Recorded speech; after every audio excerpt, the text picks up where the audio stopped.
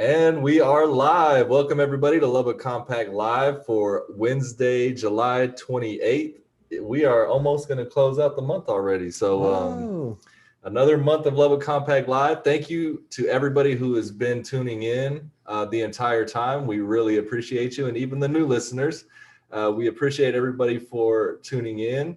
And so, as always, I am Adam Hernandez with my co-host, Dr. Nick Bergfeld. And we will start with our updates for the week. Yeah, so there's a couple big ones we want to hit. We'll talk a little bit about the SEC and the fallout from UT leaving the Big 12. The first public announcements in news media around the 100 Black Men Initiative to create a community investment trust.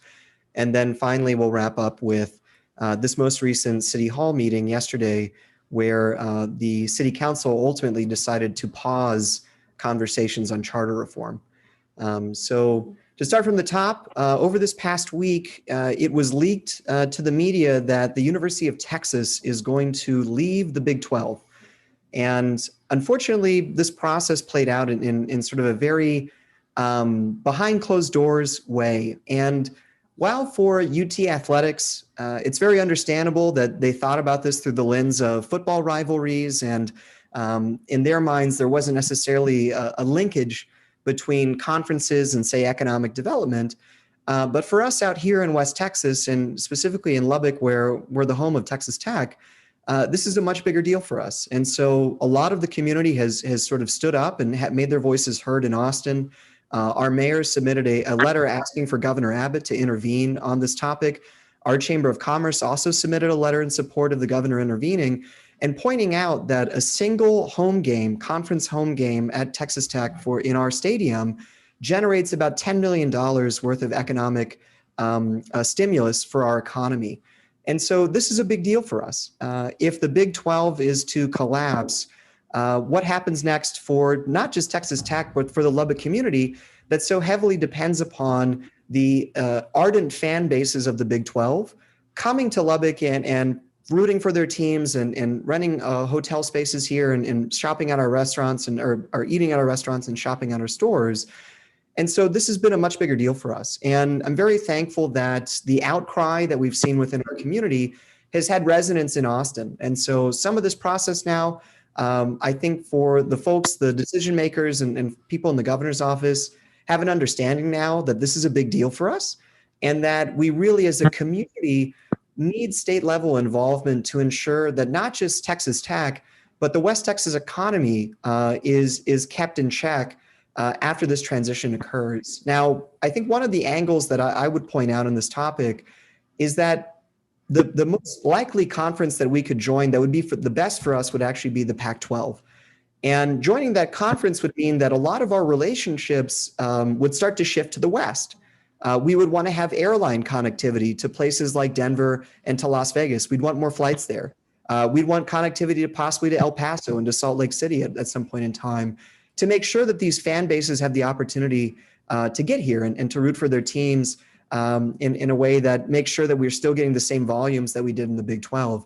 Now, I think that it actually could be a great opportunity because one of the challenges I feel like in Lubbock is that growing up here, we've always thought of ourselves as the Dallas of the Plains, wanting to essentially be like Dallas and wanting to maybe one day be the largest exurb of Dallas. And, Adam, as you've been seeing these things play out and, what are your thoughts on, our economy here? What opportunities and things could come out of this sort of crisis moment?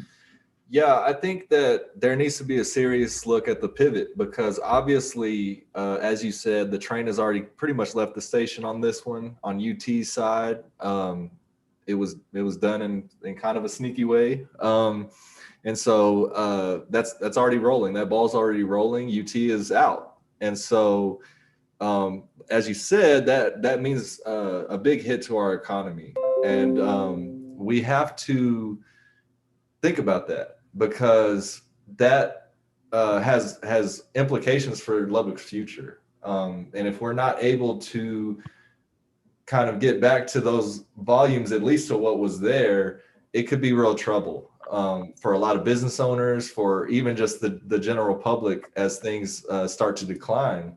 And so I think that pivot, I'm with you as far as the Pac-12, looking towards the Pac-12.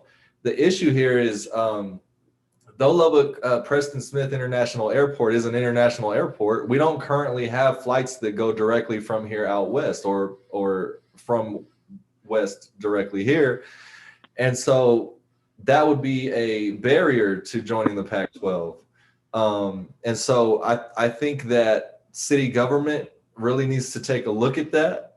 And one of the things that can be done at the state level, at least, is they could have flight volume guarantees if they open up flights going out to the west and from the west, which basically means that it's kind of an insurance for our airport. So if our airport opens up these new lanes of traffic, obviously there's cost for that. There's really no kind of guarantee that they're going to get any certain number of flights, but the state can actually subsidize that and help out in the beginning until, you know, that traffic does get up to a volume to where it sustains itself. And so this is probably the easiest way to go about that. And so while the lines of communication are being open to the governor, I think that this should be thrown into that conversation, because I mean, it just doesn't seem like a really heavy lift for the governor to do something like that. Yeah, you know, and I think for everybody out here in West Texas, you know, we've got our fingers crossed and we're going to hold our breath, you know, for probably the foreseeable future.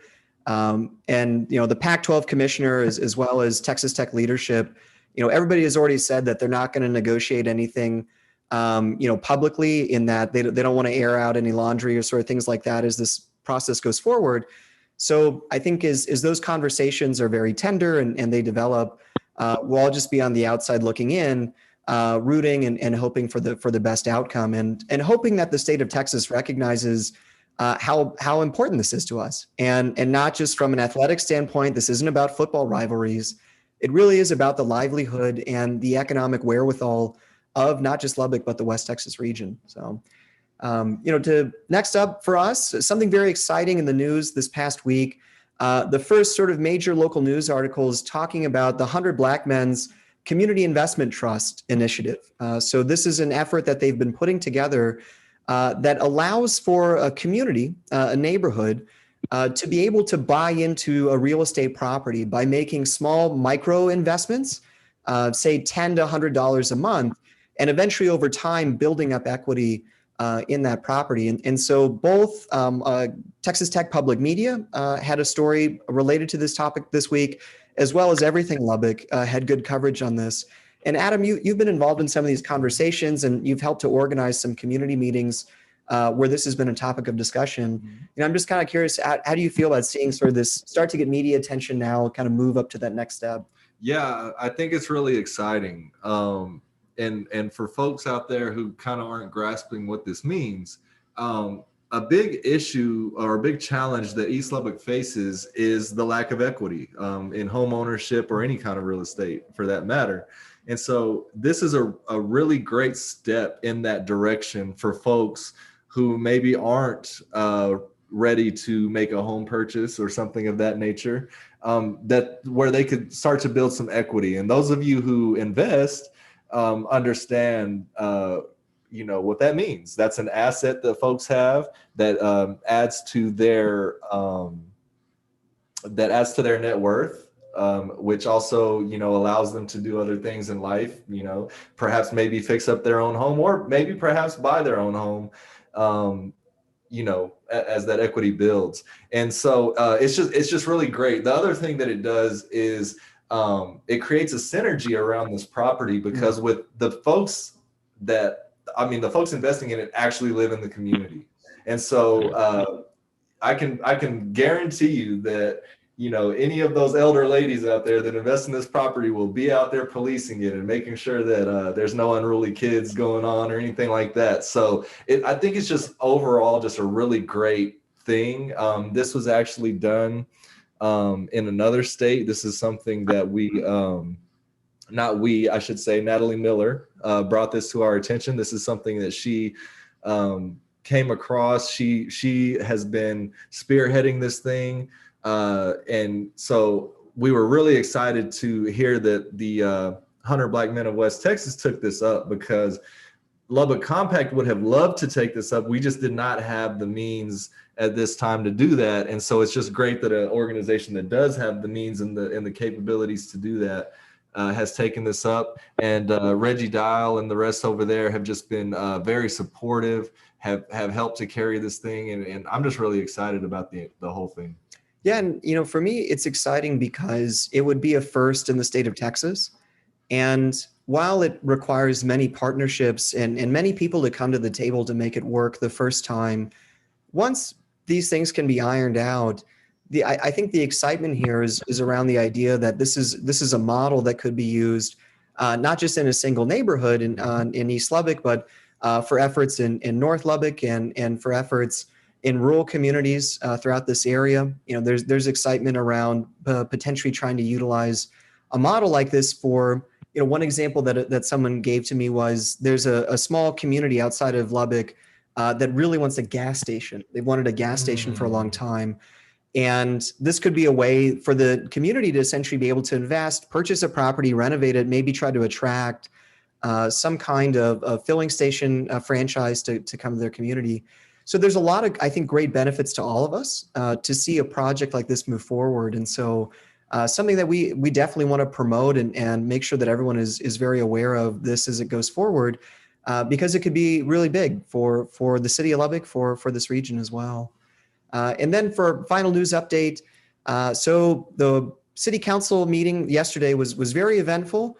We'll focus on one topic, but they did discuss the American Rescue Plan, updates to the Unified Development Code and where that process is, and then also charter reform. And importantly there, the conversations around charter reform were ultimately about, should we even move forward with this process or should we end it now? And, you know, Adam, you were able to see a lot of this in real time. And, you know, how were you thinking? What were you thinking as it was happening? Yeah, so I've had a couple of conversations about this since the meeting, and the thing that I keep going back to is that this is probably the strangest city council meeting that I sat through since last year since I've started doing this. First of all, we didn't really know what to expect because at the last meeting, we were under the impression that the consensus was that they were going to actually do the first reading to vote on this on Tuesday. But then when the agenda was put out, it was actually still in the work session, and there was no voting action on it in the regular city council meeting. And so we didn't really know what to expect. Went in. Of course, Mr. Chattis was advocating for the living wage, which is a great thing. I'm glad that he's continuing to hammer on that idea. You know, he's making it very clear who he's looking out for, which is those 70 to 75% of citizens right now for whom it would just be unpractical to run for office, right, because their money situation would just not allow it. They would need to leave whatever full-time employment they have to go to this full-time position. And so that was a good thing. He came out. Of course, Miss Sheila Patterson Harris backed him up on that. She also brought up the once again the possibility of the non-binding referendum, which in essence would be like a poll. Mm-hmm. It would be on the ballot, but it would whatever the people decide on it, it wouldn't. The city wouldn't implement it. Mm-hmm. It would just be for them to have the information, and but then the kind of catch there is that you can't update the charter again for 2 years. So whatever information we got out of that wouldn't be able to be moved on for another 2 years. But that was something that she was really in favor of. And so she spoke about that. And then from there, it just kind of went left, honestly. Mr. Griffith was the first to speak and said that he just didn't think it was time. He didn't necessarily give a reason. Then Mr. Christian spoke. He also said he didn't think it was time, but he did give a reason. He said that most people that were contacting him were concerned about a clause that was in the petition process part of the charter reform. And this has been, and we spoke about this a little bit, but this has been mostly due to just a basic misunderstanding of what that clause is about. It's actually limiting the city council's power to basically repeal anything that was passed by the citizens for a year. Right now, the charter doesn't say anything. So if something gets passed by the citizen vote, at their very next meeting, they could repeal it right now as it stands. And so, but there's just a lot of confusion there. And he said that a lot of the constituents, he didn't feel like it was clear to them what that was. And so he didn't feel that it was time. And then Mr. Massengale chimed in next and said that he didn't think it was time, for pretty much for the same reason. And so the mayor was very disappointed by this, because this has been attempted now by 2 other city councils previous to this, and we're now ending up in the same spot where nothing is being done. And so what they ended up saying was that they're going to table this until the priority session in November, which is exactly where this conversation started last November when Lubbock Compact, via my statement, started this conversation about the living wage, about the petition process updates. And so it remains to be seen what will happen at that priority session. I don't know if they're going to get it figured out in time for it to be possibly on the May ballot. And so, because they're going to miss the deadline to put it on the November ballot, that's for sure. And so, very, very strange turn of events.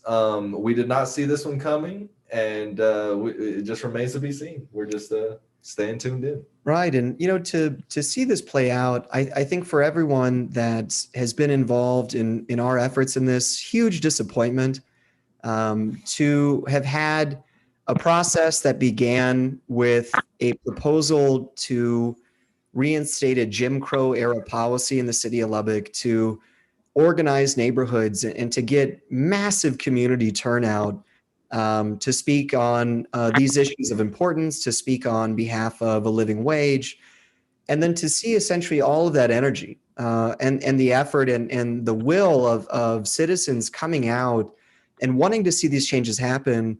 I just think it's a big letdown for everyone that's involved. And I think sort of going forward, do you think it's worthwhile to advocate for, say, a referendum? So that's not actually changing the charter at all, right?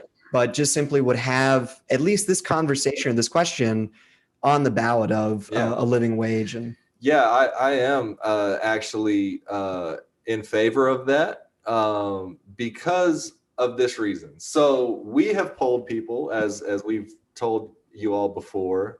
We had about, I think it was a little over 200 respondents to our poll. The Chamber of Commerce on these same issues had around 500 and something folks who responded to their poll. And then outside of our poll, we have literally been all over the city talking to group after group about this issue. And what we've seen on our side, and even in some of the data in the chamber data that wasn't in their original blog post, but was in their public comment, overwhelmingly, folks are in support of, number one, raising the salary for sure. So there's really not much of opposition to just not raising it at all. But there also is very, very strong support, and actually majority support, for a living wage, or at least closer to a living wage. Because so the living wage, we were looking at Laredo as an example. So Laredo, which is in South Texas on the border, they pay, city council is $50,000 a year. The mayor is $75,000 a year. So that's kind of what we were looking at as far as a full living wage. We also floated out the numbers of $20,000 per year for city council and $30,000 a year for mayor, which has gotten much stronger support, from all sides of the political spectrum. Yeah. I know that Lubbock Compact's own Josh Shankles was on the Wade Wilkes show.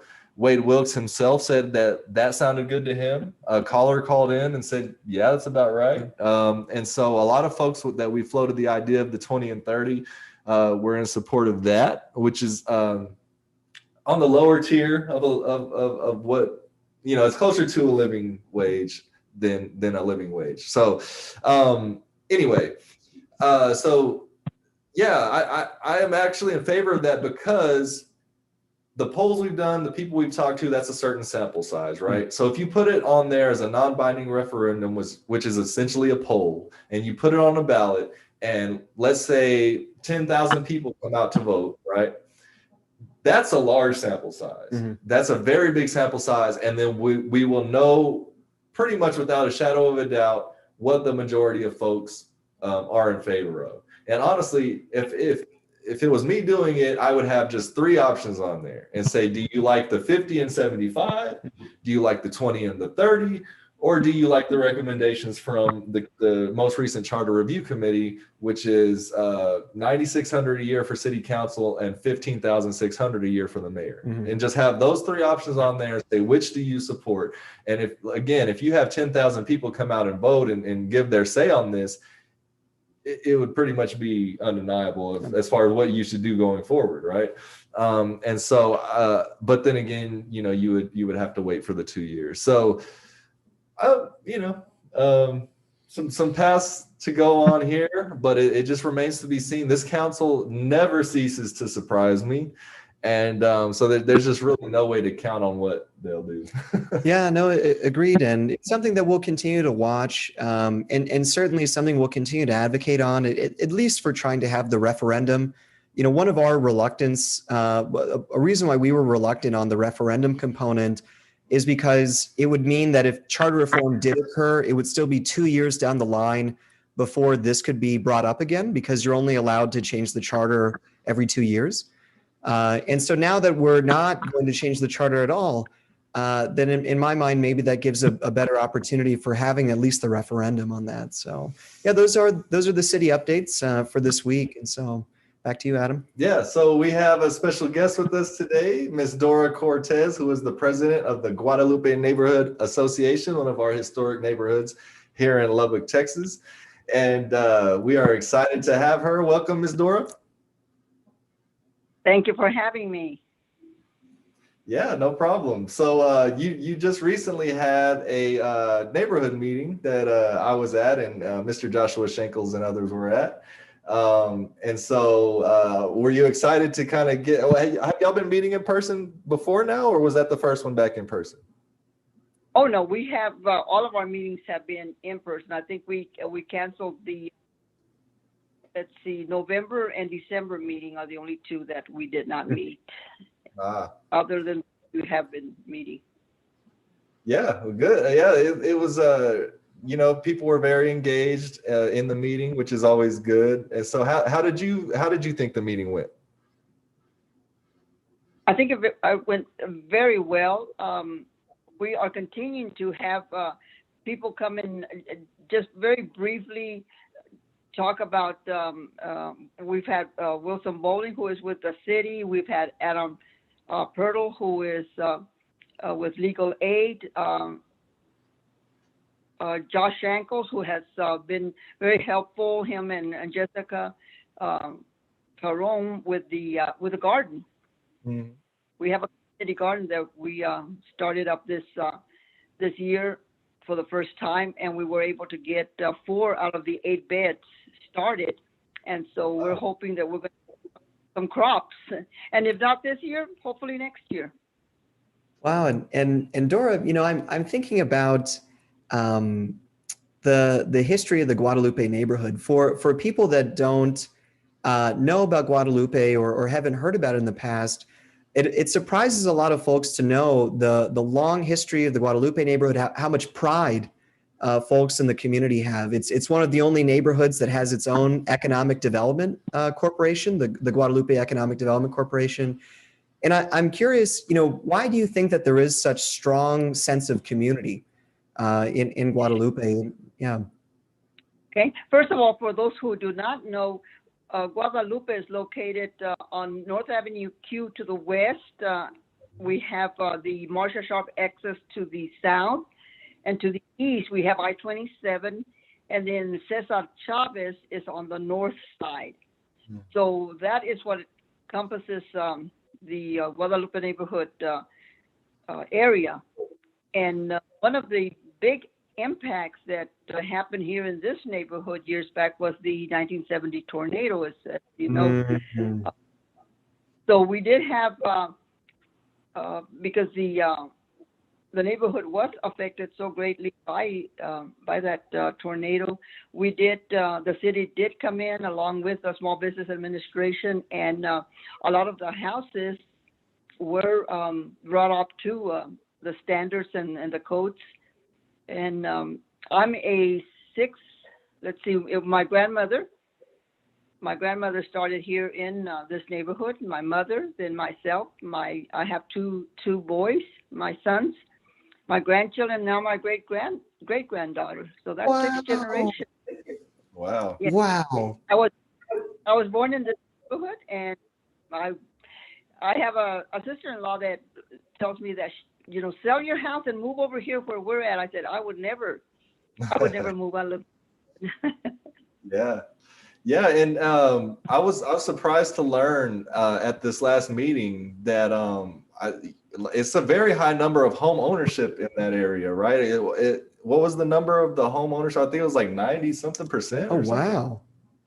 Yes, at least 90%. What in the Hispanic culture, what your biggest asset, your biggest purchase is always going to be your home, and in this neighborhood, your grandparents pass the home to either the oldest child or whoever, and then that child passes on to their child. And so my home was passed to me by my mother, and I have passed it on to my son, because one of my sons, because I have moved to the 3rd Street Guadalupe Villas, even though I was adamant opposed to this project.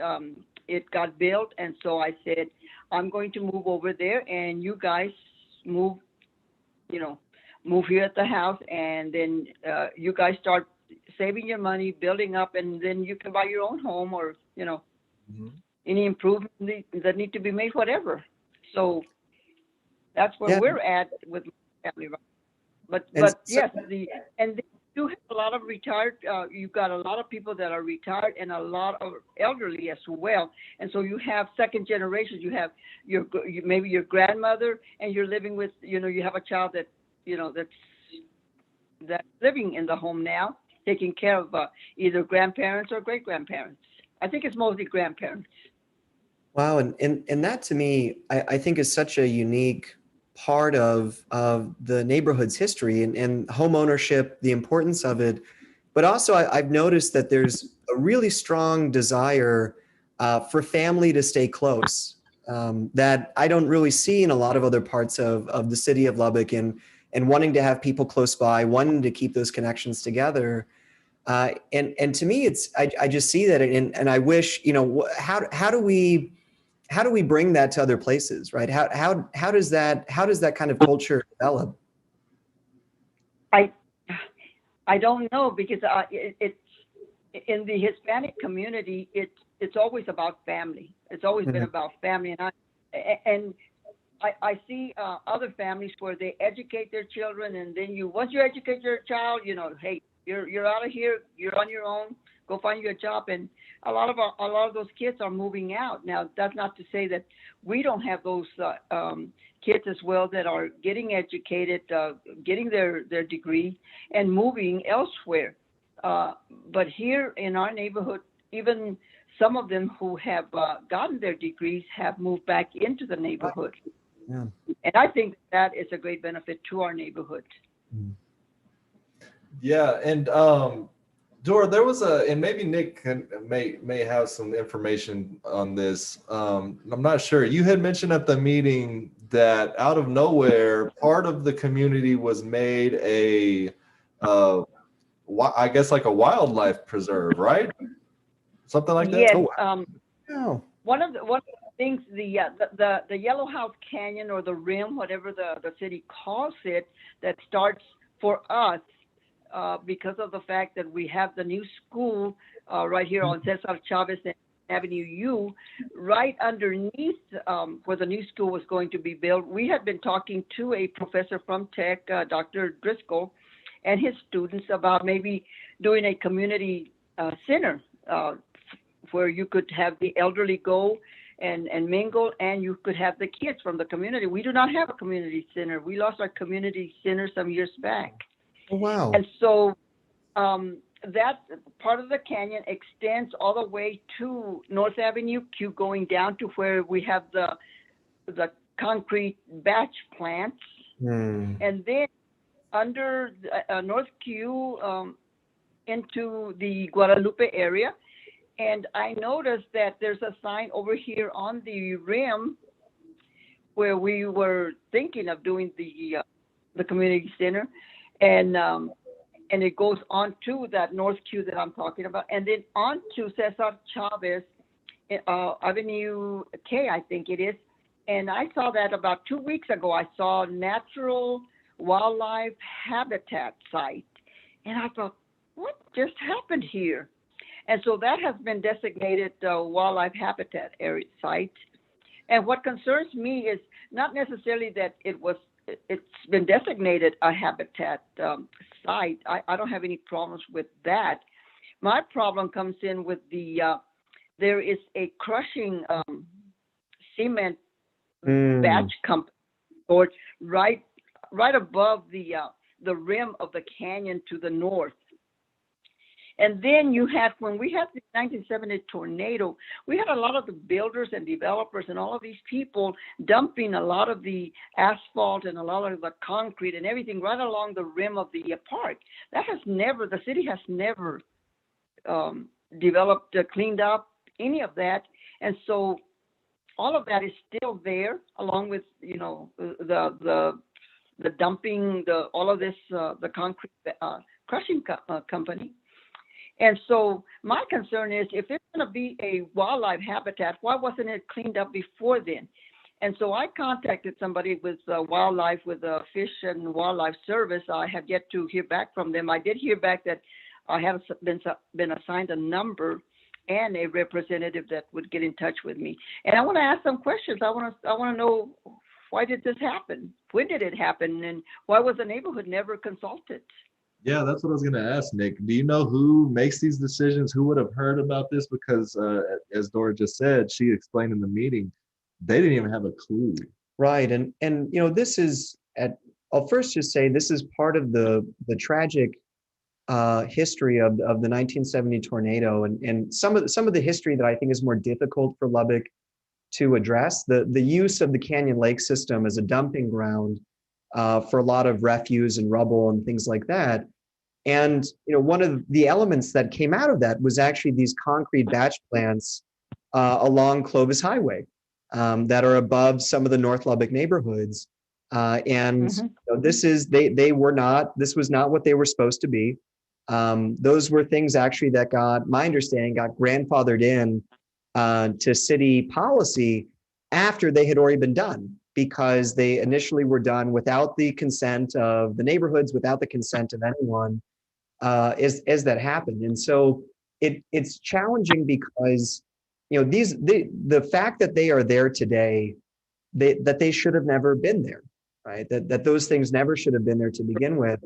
And now we're trapped trying to find ways in which to have a conversation about how do we remove them? How do we get rid of them?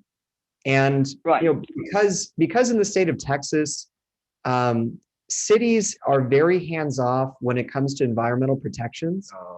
They sort of kick the can to the Texas TCEQ, the Texas Commission on Environmental Quality. And so as a citizen, really in a lot of cities, the only thing that we can do, and it's meaningful over time, is complain. There's a hotline for TCEQ that you can call anytime that you see one of these registered sites, and all these concrete sites are registered sites. Anytime that you see them polluting or creating a nuisance in the community, you can call TCEQ and log a complaint. And over time, as those complaints accumulate, that plays a role in TCEQ's thinking about doing site remediation, what types of grants they'll try to work with the Environmental Protection Agency at the federal government level for what's called brownfield revitalization or brownfield grants, which are about environmental cleanup. But the thing is, if those are the only mechanisms that we have, or if those are the only solutions that we have on the table, we have to acknowledge that it wasn't the state that caused those problems to begin with. It was our choices as a community that did this.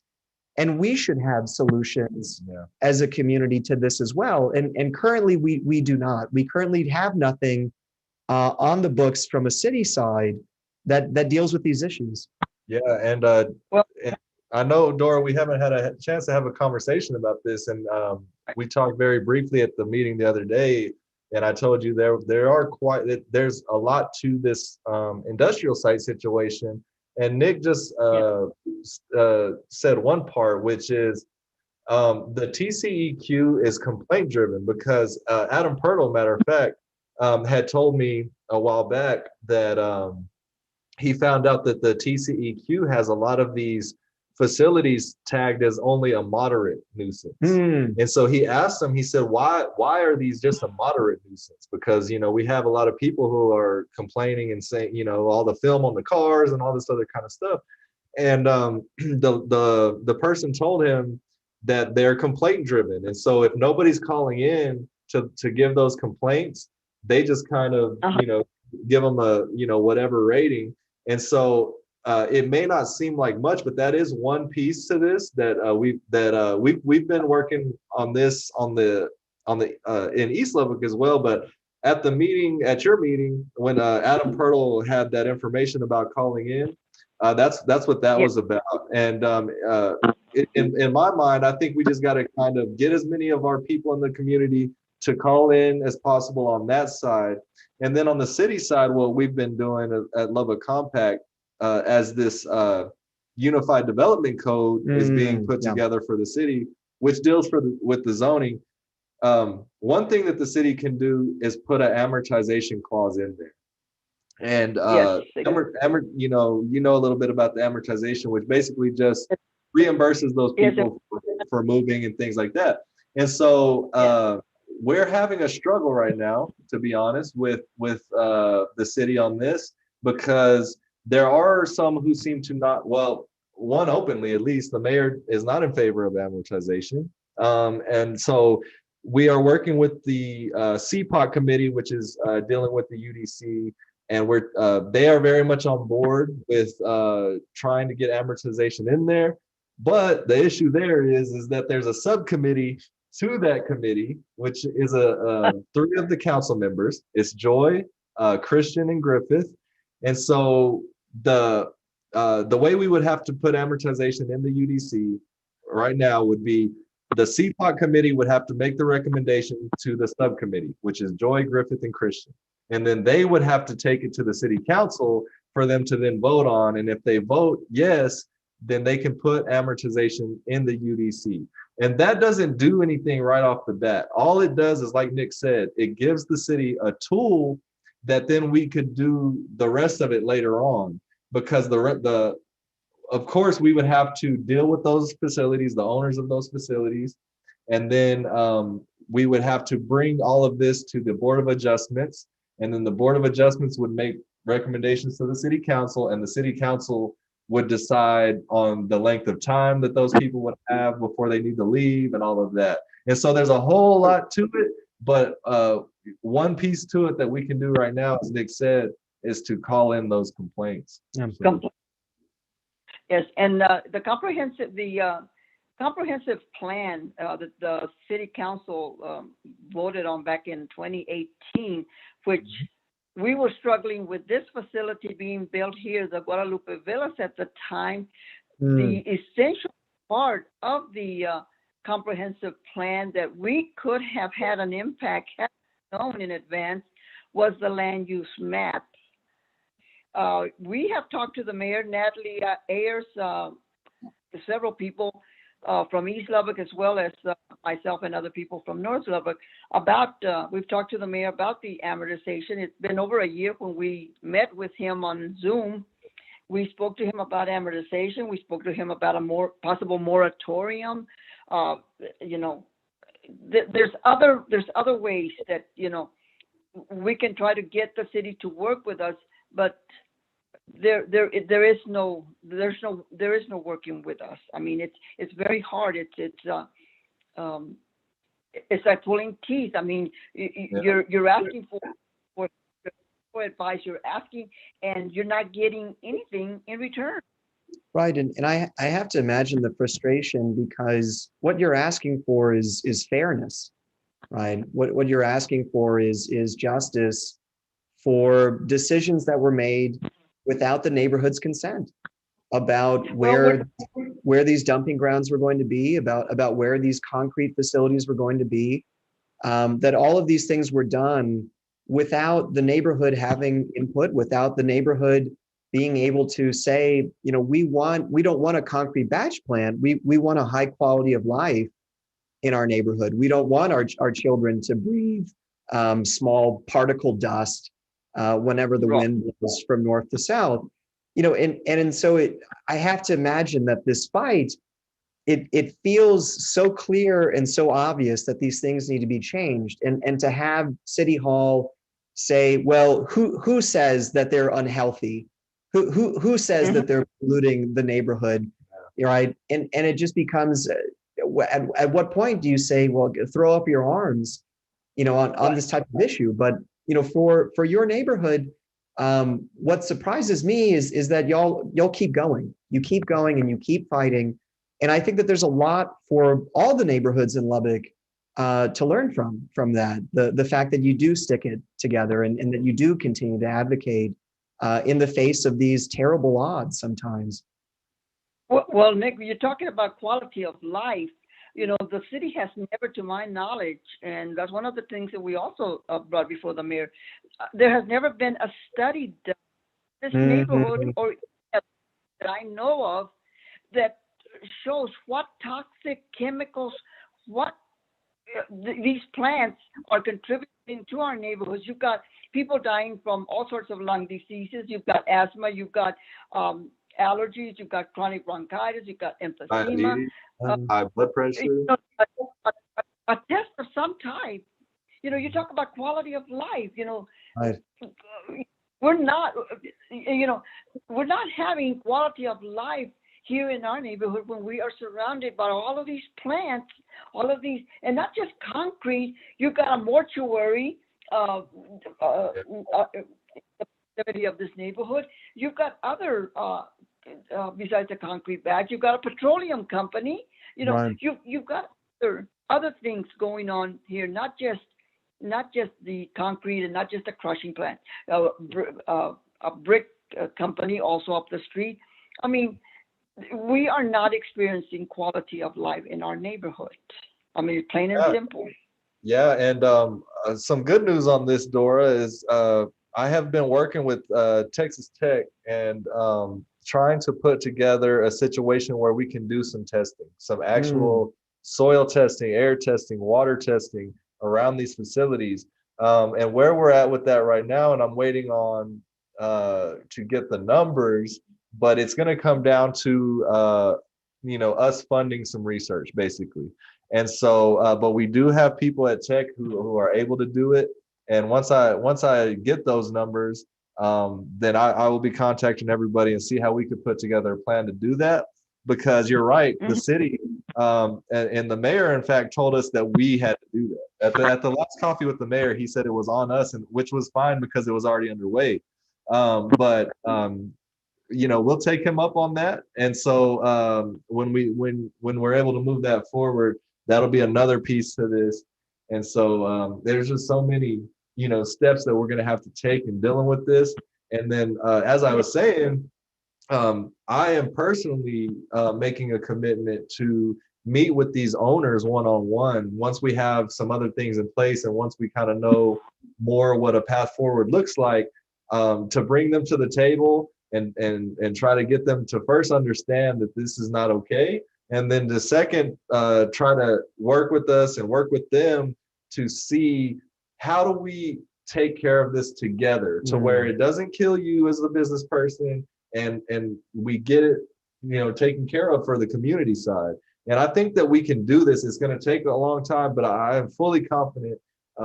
As Nick said, if we stick it out, I'm sticking in there, not just on behalf of East Lubbock, where I'm from, but as far as North Lubbock too, because they just got to go. They have to go. Yeah. Yes, I agree. And Dora, one thing I would want us to in this conversation, for you to be able to talk about for all of Lubbock citizens, what do you wish people knew about the Guadalupe neighborhood? The Guadalupe neighborhood is a thriving city. We want to be part of when the mayor says it's a great day in Lubbock, Texas. That is his favorite phrase. Right. I would like to believe that he also means North and East Lubbock. I know he works downtown, and I know he lives in the Tech Terrace neighborhood, but when he goes home, he doesn't have to smell or breathe any of the toxins. I mean, this morning when I was going on North Q towards Erskine, you could see a haze and a mist from the tractor, from the machine that was filling up the trucks with all this crushing of the concrete. And if you research what concrete is made from, the materials, the chemicals, whatever they put in there, it's all in the air, and we're breathing it day and night because that crushing company never ceases to work. And so we have a beautiful park, Aslan Park, that was never completed. That's another thing that, when you do a park anywhere in the city, you complete it. We don't have walkways, paths to walk all around the park. Wow. This neighborhood, it's a fantastic neighborhood, but we have been closed in by the railroad tracks, by these concrete, these businesses. We have companies around us that are not just commercial district, but you've got the heavy industry. Right. Very heavy. Yeah. And so and we're in here with we have our homes, and we're raising our children, and we want we have people that come from all over the city, park at McKenzie Park and ride their bikes. Why? Because they enjoy riding through these neighborhoods. But just like they come over here and ride their bikes in our neighborhood, we also want them to join us in our cause, because it's their cause too. Because when they're here, they're breathing the same thing we are. Yeah. And it's a beautiful neighborhood if you've ever been here. We have some problems, we have some issues, but that is what the association is trying to do. We're trying to get started. We're trying to grow, and that way we can talk to our neighbors and say, and it's not just one person. It's not just you going to your neighbor because he may not listen to you, or because you're elderly and you're intimidated or whatever. The association can do that. We can have a form letter that we can write to the people and say, hey, there's too many cars in your neighborhood. In your house, you need to do about that, or your yard, whatever it is that, we as an association can do to, make our community beautiful. We're going to do it, but we need everyone's help. We need everyone to join in and say, hey, you're right. You need my help too. So, I'm in there. I'm there with you. And then that way, the city can see what we're doing in our neighborhood. We want to be just as proud of our neighborhood as the mayor is of his neighborhood. Yeah, that's right. And I have been more and more, and I think I'm going to start doing it every episode of this show, to remind people to join your neighborhood association. And because these are the places where you can go to get support for whatever it may be. These are the organizations who have direct connections to the city, who are recognized by the city, who can bring in pretty much any official that may need to be brought in, whether it be the police chief or the fire chief or whoever. Yes. And you can get information, you can get help, and then you'll have people joining you in whatever cause that it may be. And I think that we just have to continue to just go back to at least that part of our old school age here in the U.S. of just being together as a community and being used to doing that again, instead of just trying to everybody just be their own individual and I can do it all myself and all, because you can't, especially with a lot of these things. And so I'm just urging everybody, especially if you live in the Guadalupe neighborhood, join Dora and everybody there. And I just want to say, Dora, that I have the utmost respect for you. And, you know, you do your best to make sure that you're looking out for the community. Right. And you show great leadership over there. And so anybody that's in that Guadalupe neighborhood, make sure you join in with Dora and the rest. And the other thing about the neighborhood associations that I'm noticing is we've got to start getting a lot of the younger folks in there, a lot of the millennials and people who are coming of age now, because it can't be Dora and y'all forever, right? It can't, you know, it's going to have to, the baton's going to have to be passed. Somebody else is going to have to take this up, or else that's going to be bad, you know, if the neighborhood association just goes away. And so we just got to really get involved and continue to join up with our neighborhood association. Right. And that leadership aspect, I think, is so important, you know, when we're relying on community leaders like Dora, like yourself, like Rose Wilson, who shows up at community cleanup events at the age of 93 in East Lubbock. You know, we have to start carrying that load. We have to find a way for this next generation to understand how important these issues are, and to get them to engage and be involved in these conversations, because you can't carry this forever, right? And there has to be a point where we find a way to make that happen. And I think, you know, both Adam and I, it's really important to us that we engage and we try to make sure that people in our generation continue to try to get involved, to plug in, because we have to, you know, we have to do our part in this journey, in this struggle. Yeah. So real quick. Sorry. Go ahead, Ms. Dora. Go ahead. Real quick, the other thing is that for a whole year, I tried to see if we could find a location where we could meet, because we were meeting at the parks out in the open. And so we now have a home. The Catholic Family Charities has allowed us to use their building.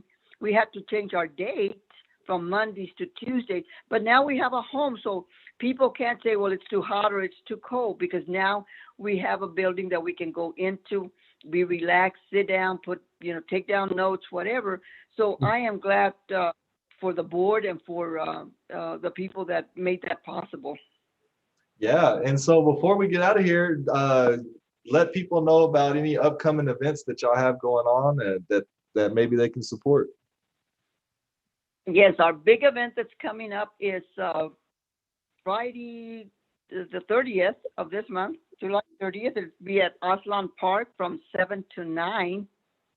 And that is going to be just a community. It's not the National Night Out, because we were not able to get August the 3rd, but it will be a big neighborhood rally, get together.